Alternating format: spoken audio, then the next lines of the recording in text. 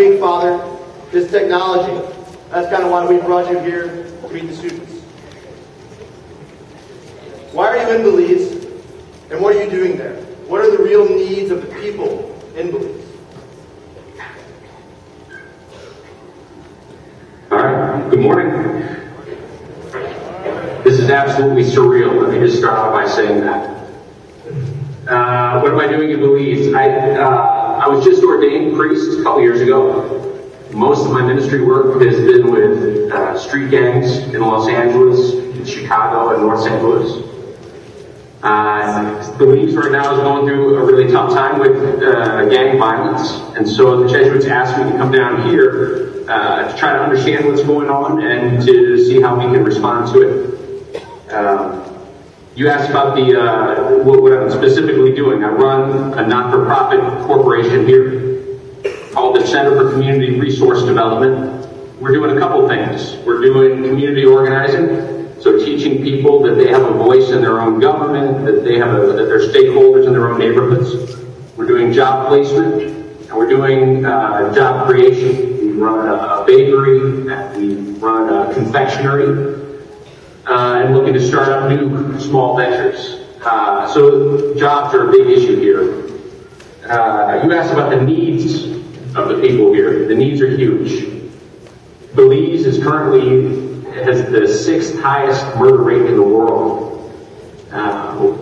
For a country that's the size of Massachusetts and that has the population of St. Louis City, that's pretty astounding.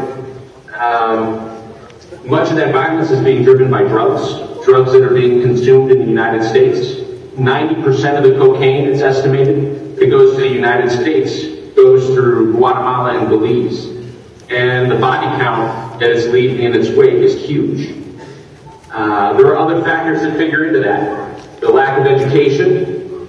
You have 60% of high school age youth in Belize City who are not enrolled in school, which is, again, astounding.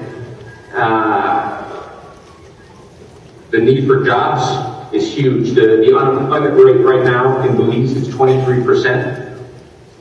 But I'd say even more than that, the biggest need here is a need for hope. Now, I know that sounds really trite, but a couple hundred years of colonialism has convinced many Belizeans that they're not really worth anything, and that there's nothing really to hope for or to dream about. And you can especially see that in teenagers here. They've stopped dreaming about their future. For some of them, they don't see themselves living beyond a year or so. And so to ask them about what do you want to do when you get older is a nonsensical question to a lot of people. So those are some of the needs. Thank you, Father. With the lens of technology, can you maybe reflect on how technology is used in Belize? What challenges do you have really in direct relation to technology? How have you used it? How has it helped? And maybe how has it hurt?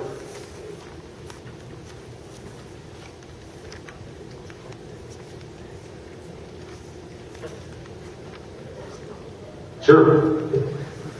Well, I mean, the situation with technology is we're way behind the U.S. in terms of our use of technology here. The estimates that I've read are that 23% of the population of Belize has access to internet, just in general, and only 13% of the population has internet in their homes.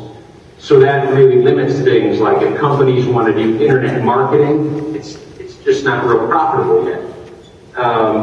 However, among the youth, so we're talking about teenagers mostly, high school age, college age, technology has grown very big. Cell phones obviously are the big thing. Facebook, social media, these are huge among the youth. So there are some opportunities there that we could definitely try to grow. You asked about challenges. What are some of the challenges related to technology? Some of our challenges are similar to yours. There's a lot of trash on the internet, and so things like internet pornography. This is not something that 10 years ago Belizeans were even thinking about at all, and now it's pretty much all over the place. Some of the other challenges, the digital divide. that you have a country with very few rich people and very many poor people, and most of the poor people don't have the access to technology. I think another challenge that we have, that you also have in the U.S., is the lack of presence that's generated by technologies, some of these communication technologies. Just an example, I was in the airport around Christmas time, coming back to Belize, and I saw a family of four. It was 2 girls and 2 parents, and they sat there for 2 hours waiting for the flight, and they had their iPhones there. They weren't talking to each other at all. They were just doing whatever it is they were doing on their iPhones. Absolutely no presence, absolutely no communication. And I find that really disturbing. And you're starting to see the same thing here. You try to carry on a conversation with somebody, and the first thing they do, they get out their cell phone and they start texting, or they start answering phone calls coming in. It's really distracting. So, the challenge that we have and that you have is how can we have really meaningful interactions when we have all these other ways that we're connected to, 1,000 friends on Facebook? What kind of friendship is that, really? So these are some problems that I think both in the United States and certainly in Belize, we're just now starting to think about. Can you maybe explain? Go on. Can you maybe explain a little bit how you specifically have used technology in your non-for-profit field? That's a great question. So far, no. We're a very new organization, and we've been working with people who have no background in technology. However, the program that we're currently designing and looking for funding for is called Hope Through Technology.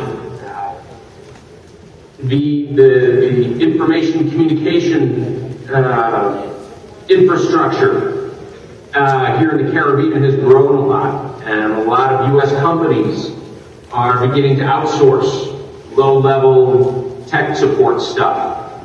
That's a great opportunity for the economy here in Belize.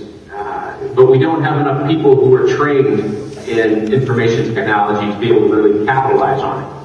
So our goal is to start to hire. We want to set up a company. We want to start to hire at-risk youth from the streets. So guys who are age 15 to 25, maybe a little bit older, and we want to give them that basic knowledge in information technology so that they can get some of these new jobs that are just starting to open up.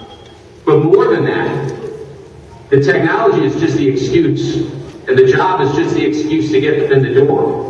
Really what we want to do is bring them in and then start that ongoing conversation with them about hope, about their futures. What do they want to do, and how can we help them get there? So for us, that's a big part of how we're hoping to use technology. Can you maybe explain a little bit, we heard a few seconds ago from James about solidarity. Can you maybe explain what solidarity really means to you, how it applies to what you're doing? The definition of solidarity that I love the most is from John Sobrino. He's a Jesuit in El Salvador. And he says that solidarity means not thinking that you're better than poor people. And I think that's really powerful. If you're anything like me, when I was growing up in St. Louis, I lived in a very protective bubble. And although I saw things on the news about what was going on elsewhere in the city, even though I saw things in the news about what was going on elsewhere in the world, the images on the screen didn't make it very real. I think that what solidarity means is breaking out of that bubble. And I think solidarity is about beginning to understand that people around you have the same needs and hopes and desires that you do. And I think we miss that. I'll give you an example. We'll go back to the drug issue. That the drugs that are being consumed in the United States are killing kids here in Belize. The trafficking of drugs is destroying this country. So what would solidarity mean? Well, on one level, it would mean that people in the United States would start to have an awareness of this. And how, what seems like an innocent, casual use of marijuana or cocaine in the U.S. is really leaving a body count here. And you need to hear that, and you need to be aware of that, because there are huge moral issues with that. So that's part of solidarity is awareness. Another part of solidarity is action. We've got to learn to do something about this, and we don't know how yet. The drug trade is a global problem, or at least a hemispheric problem, but our responses to it are not globalized yet. We're not thinking in that way yet, and that's where we need to go. So if you have any ideas, let me know. How can the Smet use technology to break down these barriers to further experience solidarity?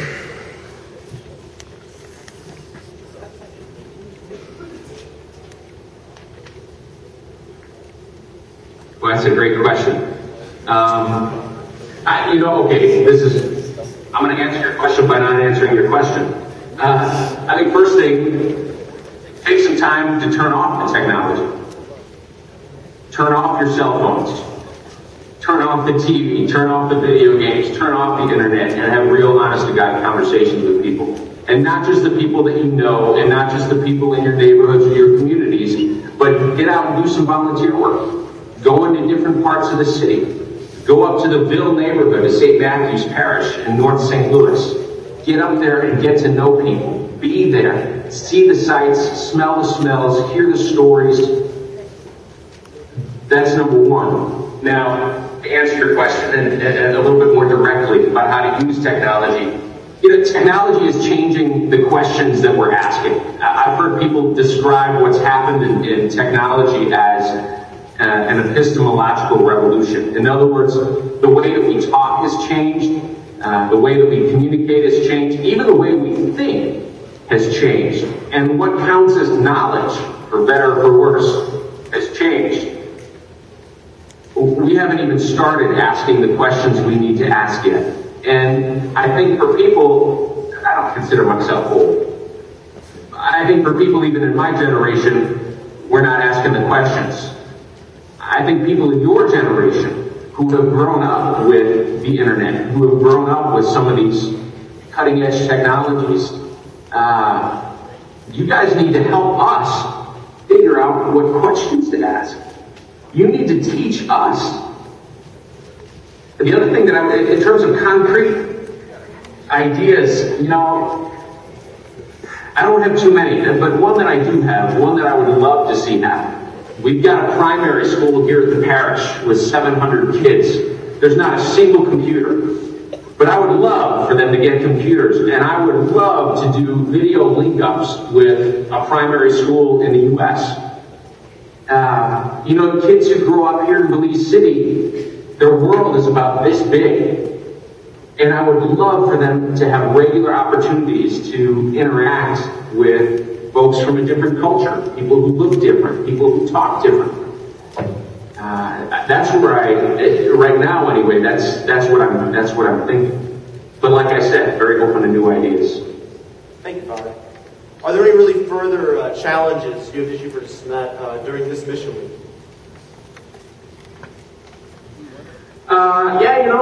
Like I said, make time for real connections in your lives. And I don't think, and maybe you disagree with me on this, I don't think Facebook is a real connection. I don't think texting is a real connection. Take time for those real connections. Try fasting from the internet. Try fasting from your cell phone. If for maybe just a couple hours a day, you've got Lent coming up, it might be an interesting thing to do. Just to kind of get back to real, honest human connection. The other thing that I would say is,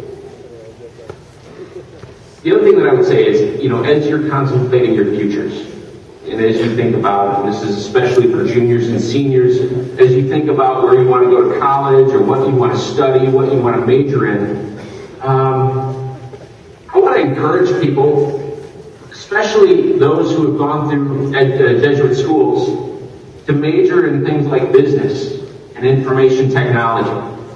I never thought that I would say that before, but I'll be honest with you, I was a philosophy major. I majored in philosophy and Russian when I was in college. It's not really doing a whole lot for me down here. We really do have some huge problems in our world. And philosophy and theology, these are great. These are great disciplines. They're great things to study. But we need people who can speak the language of economics and commerce and technology to help us come up with new creative responses to the problems that we're facing. The days are done, if the days were ever here at all, when altruism was enough to get somebody to start a nonprofit organization or to go work with the poor. That's great to get you in the door, but if we want to start making real structural changes in our world, that's not going to be enough. That's not going to be enough. We need people like you guys who have the skill sets to make it happen. So, other than that, I would just say it's a pleasure to be here with you. So thanks for the invitation. Thank you very much, Father Brian.